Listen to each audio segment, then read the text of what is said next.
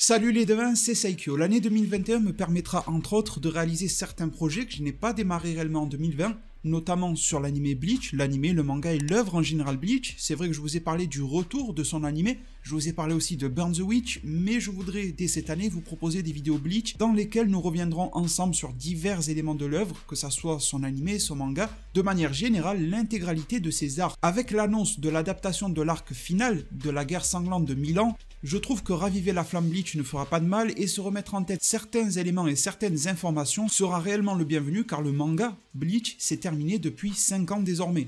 J'ai décidé alors d'ouvrir le bal avec les potentiels de guerre, les 5 potentiels de guerre, aussi appelés la force militaire spéciale. C'est un terme qui a été créé spécialement par les Quincy lors de l'arc final de Bleach et plus particulièrement par ce que l'on appelle en français l'Empire Invisible, à savoir le Vandenreich. Je vais vous présenter ces 5 potentiels de guerre et aller au-delà de la présentation en vous partageant d'autres personnages hors de cette force militaire spéciale qui, à mon sens, représente un potentiel de guerre inavoué par Duhabak, également un potentiel de guerre hypothétique qui aurait pu l'être mais qui a été sous-estimé mais à très juste titre par le roi des Quincy, et 5 autres personnages, donc ça fera 7 en tout. Les 5 derniers représenteront selon moi des personnages qui ont été totalement négligés par Duhabak et qui auraient mérité et qui auraient dû être 5 autres potentiels de guerre. Selon moi, il aurait fallu en avoir 10 et non pas 5. Premièrement, les 5 potentiels de guerre définis et établis dans l'œuvre Bleach par le Vandenreich lui-même. Par définition, les 5 potentiels de guerre, la force militaire spéciale, sont considérés comme les 5 êtres les plus menaçants lors de la guerre finale dans Bleach. Menaçants envers qui? Menaçants envers les Quincy. Ils sont donc ceux qui sont le plus à surveiller et ceux dont on ordonne le plus expressément le fait qu'ils soient tués ou alors mis hors d'état de nuire. Ces 5 potentiels de guerre ont été cités par Askin Naklevar et ont été tous établis. Cette liste a été définie par le chef en personne, à savoir le personnage de Duhabak, le roi des Quincy. Cette petite liste de 5 personnes constituant la force spéciale militaire dans l'œuvre Bleach, menaçant totalement l'ordre Quincy, a été établie sur la base d'un critère particulier, celui que l'on appelle la variable inconnue. C'est quelque chose, un point soit intellectuel ou physique, qui va venir définir le personnage en personne, le potentiel de guerre spéciale en personne, et lui attribuer une capacité que nul autre au combat ne possède mis à part celui-ci, et faisant de lui alors une menace extrême vis-à-vis du Vandenreich. Le premier de ces personnages est Ichigo Kurosaki. Il a été déterminé par la royauté Quincy que celui-ci serait un potentiel de guerre spéciale, étant donné que celui-ci possède un potentiel latent caché. D'après Duhabak, Ichigo est un potentiel spécial de guerre, étant donné de son héritage en termes génétiques. La mixité de ses origines et la mixité de ses pouvoirs enfouis en lui crée une forme de potentiel caché qui peut se révéler dans les moments les plus opportuns et dans les moments réellement décisifs comme lors de la victoire d'une guerre, à savoir son potentiel de Shinigami, son potentiel de Quincy, son potentiel Holo et également son parcours et son vécu en tant que terrien. Le deuxième potentiel de guerre spéciale connu n'est autre que Zaraki Kenpachi. Il est fortement redouté par l'ordre Quincy, on l'aura vu à l'œuvre durant la guerre, et la variable spéciale qui lui a été attribuée est tout simplement sa force démentielle au combat. Fidèle à lui-même, sa force bestiale que l'on lui connaît depuis les tout débuts de l'œuvre et qui n'a jamais cessé de grimper, se suffit à elle-même pour pouvoir impressionner le chef en personne des Quincy. Le troisième personnage qui est considéré comme faisant partie de la force militaire spéciale, c'est Ichibe Iosuke, à savoir le chef de la division 0 en personne. Ce personnage, avec d'autres, a donc pour charge de protéger le roi des esprits dans la division 0, et la capacité spéciale le démarquant des autres combattants et faisant qu'il accède à cette liste de menaces concernant l'ordre Quincy, et sa sagesse. Les qualités qui lui sont alors attribuées dans l'œuvre Bleach et dans le manga Bleach sont son expérience, sa bonne compréhension des choses et des situations, son bon sens de manière générale, ou encore l'étendue de ses connaissances lui permettant d'établir des stratégies adéquates face à un adversaire, tout en gardant un maximum son calme. Le quatrième potentiel de guerre, c'est Aizen Sosuke. Un peu à l'image de Zaraki qui fait partie de cette liste par rapport à sa puissance brute au combat, Aizen en fait partie pour une raison assez similaire, c'est-à-dire son niveau de Reiatsu. Aizen est tellement redouté que Duhabak en personne lui proposera de rejoindre l'ordre Quincy, le Vandenreich, mais Aizen refusera et plutôt à contre-cœur aidera alors le Gotei 13 à s'en sortir.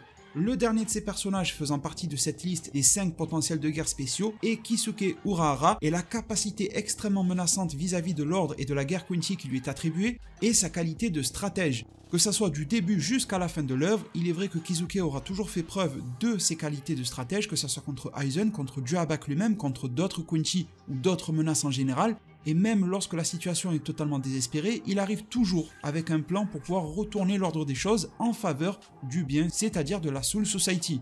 Alors tout cela, c'est ce que l'œuvre Bleach nous a donné comme information. Mais vous le savez, et on pourra s'en parler prochainement sur la chaîne, il y a toujours des doutes concernant ces listes, ces personnages, ces classements, ces groupements de personnages. On pensera par exemple aux Espada. Il y a toujours un grand débat concernant le classement en termes de numérotation. Quel est l'Espada réellement 0, le 1, 2, 3, etc.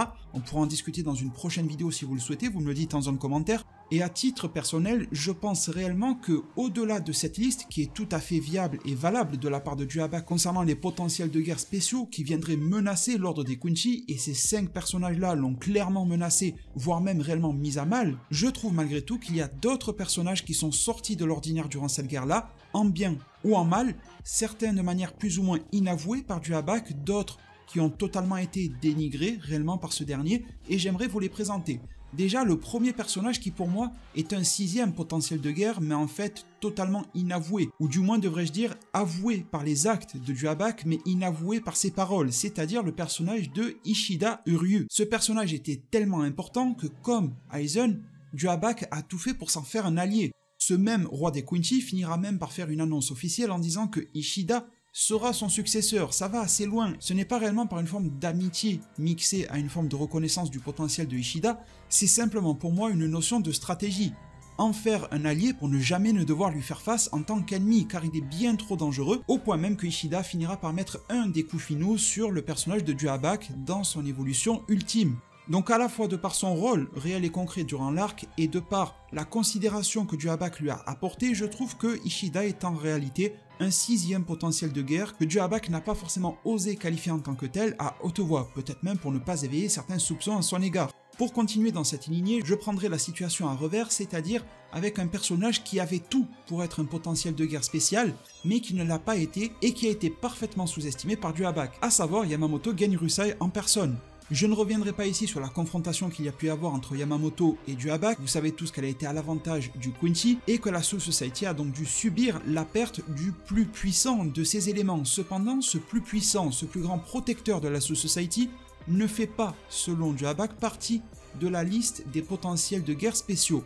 On pourra alors se demander pourquoi, et c'est pour une raison bien spéciale. Iwash, je sais que ça se prononce pas comme ça, mais la prononciation originale est extrêmement compliquée, a considéré que Genryusai Yamamoto n'était pas aussi bon et aussi puissant et aussi lucide qu'il l'était avant, autrefois lors de sa jeunesse ou lorsqu'il s'était connu à l'époque. En ayant conscience de cela et en ayant conscience des nouvelles faiblesses de Yamamoto, Iwash a pu clairement en tirer profit et venir à bout du plus puissant des Shinigami qui figurait à la tête de la Soul Society, et d'une manière assez aisée en plus. Donc clairement, sur ce coup-là, à la grande surprise de tout le monde et à mon plus grand étonnement lors de ma lecture de ce passage, Iwash a parfaitement considéré que le personnage de Yamamoto était à dénigrer et à ne pas insérer dans la liste des potentiels de guerre spéciaux.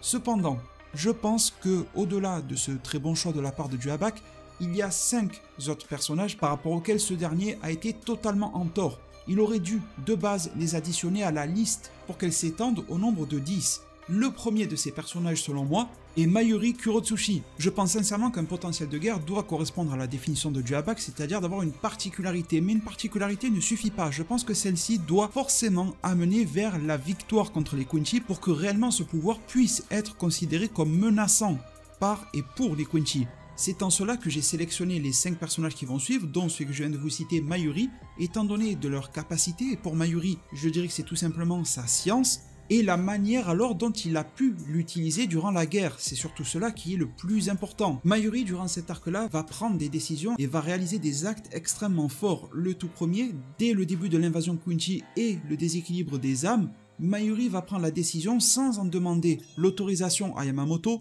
de tuer 28 000 personnes, 28 000 âmes dans le Rukongai, simplement pour équilibrer. Mayuri va également enquêter sur la perte des Bankai, il va pouvoir annuler certaines zombifications de capitaines, pouvoir également contrôler certains des capitaines et des Arrancars zombifiés eux-mêmes et les faire travailler à sa solde avant de les soigner, etc. Et éviter alors à ses confrères Shinigami la lourde tâche de devoir se confronter à leurs amis dans un état totalement second, ce qui aurait été une charge de combat bien trop lourde en plus des armées Quincy qui leur faisaient face. Il ne s'arrêtera bien sûr pas là et viendra à bout accompagné de Nemu de la main gauche du roi des âmes, à savoir Pernida, Il sauvera de nombreux personnages dont notamment le potentiel de guerre Zaraki Kenpachi. Ikkaku en personne et sa fierté pourtant débordante viendra lui-même remercier Mayuri pour cette chose, pour le fait d'avoir sauvé son chef Zaraki Kenpachi, son capitaine. Et même si cela n'a pas de lien direct avec l'aspect menaçant vers les Quincy, on notera aussi que Mayuri a grandement permis avec ses services à la reconstruction du Seretei une fois la bataille terminée. Concernant le deuxième et donc le septième potentiel de guerre que j'aurais bien vu ajouter à cette liste, c'est le Fullbringer Tsukishima. En termes de capacité spéciale, donc de variables inconnues, je l'aurais tout simplement mis le rejet de Duabak. Les Fullbringers ne seront pas intervenus extrêmement longtemps, et même pas énormément pour le dire, pour être honnête, dans l'arc final de Bleach, mais ils auront tout de même intervenu pour payer d'une certaine manière leur dette envers Ichigo, comme le disait Ginjo. Grâce à ses capacités spéciales, Tsukishima est capable de rejeter absolument tout ce qu'il veut, y compris le roi Quincy en personne et ses actes, malgré ses capacités d'omnipotence. Grâce à cela, et après avoir donc planté Ichigo grâce à son épée, Tsukishima pourra donc rejeter un certain passé et pourra permettre alors à Inoue de réécrire par-dessus, et donc de reconstruire le Zanpakuto de Ichigo. Cette simple intervention et ce simple rejet de ce qu'a pu faire et de ce qu'a pu être Duabak de la part d'un personnage si lambda a priori qu'est Tsukishima fait de lui selon moi un septième potentiel de guerre que Duabak n'aurait pas dû oublier dans son équation. Le troisième et donc potentiellement huitième personnage de cette liste, c'est Yoruichi. Concernant Yoruichi, je lui attribuerai une capacité spéciale dont elle a fait preuve face à Askin Naklevar, c'est tout simplement l'imprévisibilité. Aidé d'un autre potentiel de guerre, à savoir Kisuke, je trouve que pouvoir faire preuve d'imprévisibilité jusqu'à même son ADN a pu venir à bout de l'un des éléments les plus importants de l'armée Quincy, à savoir celui qui est capable de causer la mort et de la déjouer. Grâce à ses capacités personnelles, aidées et bien accompagnées de celles de Kisuke, ils ont pu flirter avec la notion de dose létale et clairement surpasser celle-ci, causant la mort de l'un des plus puissants et redoutés des Sternritter en personne. Le neuvième potentiel de guerre que j'aurais bien vu dans cette liste-là, et le personnage de Ukitake. Jushiro Ukitake était lors de cet arc-là le capitaine en personne de la 13e division de la Soul Society du Gotei 13, et même si l'on a tendance à ne pas trop se souvenir de lui durant cet arc-là, hormis le fait qu'il connaîtra un sort funeste à la fin, je trouve que sa capacité spéciale, dont peu font preuve dans une vie et dans une histoire de manière générale, est le sacrifice de soi. Alors certes, des actes de sacrifice, que ce soit dans Bleach ou même dans cet arc-là, on en a vu d'autres, mais celui de Ukitake est quand même très particulier, et atteint un niveau encore jamais vu précédemment dans l'œuvre, avec l'exploit qui l'accompagne. Lors de la seconde et finale invasion du Vandenreich, Ukitake activa ce que l'on appelle le Kamikake, et cela afin de devenir une sorte de main droite du roi des esprits de remplacement pour maintenir un certain ordre, un certain équilibre pour éviter que tout ne s'effondre et que tout ne soit détruit. En activant ce pouvoir-là, cette capacité et l'appel de cette divinité qu'est Mimi Agi, la mort d'Ukitake était alors écrite, son sacrifice était alors ancré. Ukitake n'a pas réfléchi une seule seconde, une seule minute. Il n'a pas du tout hésité entre sa propre vie qu'il pourrait prolonger et le fait d'échanger sa vie contre la prospérité de ceux qu'il aime et de son monde. Il commença le processus de remplacement, donc pour devenir la main droite du roi des esprits, permettant à la divinité donc Mimi Agi de prendre possession du reste de son corps. Une fois cet échange réalisé, la vie de Ukitake étant donnée, Mimi Agi pouvait donc devenir le roi des esprits. Ce sacrifice de la part de Ukitake a été extrêmement douloureux, sa mort n'aura en plus pas été immédiate, il aura fortement souffert avant de rendre son dernier souffle, pour au final mourir sans réellement savoir si son plan aura fonctionné ou non, en laissant le reste à la nouvelle génération. Le dernier personnage que j'aurais bien vu avoir sa place dans cette liste, on a tendance à le sous-estimer, en tout cas plus maintenant, plus depuis que Bleach est terminé, mais à cette époque-là, personne ne l'aurait vu briller autant, c'est le personnage de Rukia. Et je pense que c'est pour ça que dans la tête de l'auteur Tite Kubo, que le personnage de Duabak n'a même pas pensé au personnage de Rukia. Si Byakuya ne fait pas partie de cette liste des potentiels de guerre, alors sa petite sœur, qui est bien moins émérite que lui jusqu'à présent, n'avait pas réellement sa place là-dedans. Et bien pourtant, Duabak a fait une triste erreur. Rukia s'est elle-même confrontée à l'un des plus puissants Sternritter de l'armée du Vandenreich, à savoir la peur incarnée en elle-même. As Note. Sa transformation finale à ce Sternritter s'appelle, une fois traduite en français, la peur du divin, la peur de Dieu.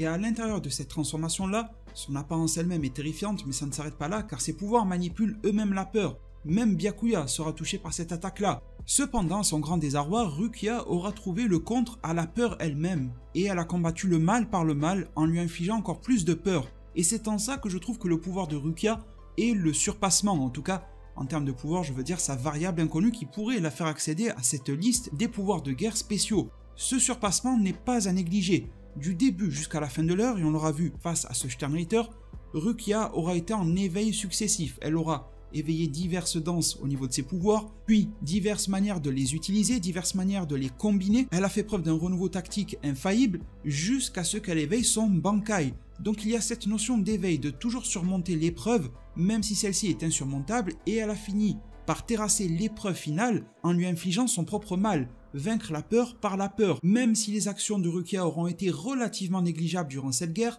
il faudra dire que venir à bout de l'un des plus puissants et des plus effrayants, alors Sternritter, aura été un fait marquant concernant Rukia, un fait en plus de l'obtention de son Bankai qui fera d'elle la nouvelle capitaine de la 13e division à la place de Ukitake, et un personnage sur lequel Duhabak aurait dû poser ses yeux dès le départ et affiner sa curiosité et sa crainte à son propos. Mes chers devins, nous en arrivons au terme de cette vidéo. J'espère que ces propositions en termes d'autres potentiels de guerre que Duhabak aurait dû identifier et aurait pu identifier dès le départ vous a plu, vous a intéressé, n'hésitez pas à me proposer la vôtre. Je pense que pour la prochaine vidéo, on se parlera des 13 sanguinaires dans l'œuvre Bleach, leur identité reste relativement secrète. Merci infiniment pour tout votre soutien, pensez à bombarder un maximum de pouces bleus, je vous tiendrai bien sûr au courant dès que l'on a et si l'on a des news sur le retour de l'anime avec l'adaptation de ce même arc, la guerre sanglante de 1000 ans. Merci pour tout, prenez tous extrêmement bien soin de votre futur, et à plus pour de prochains arts divinatoires.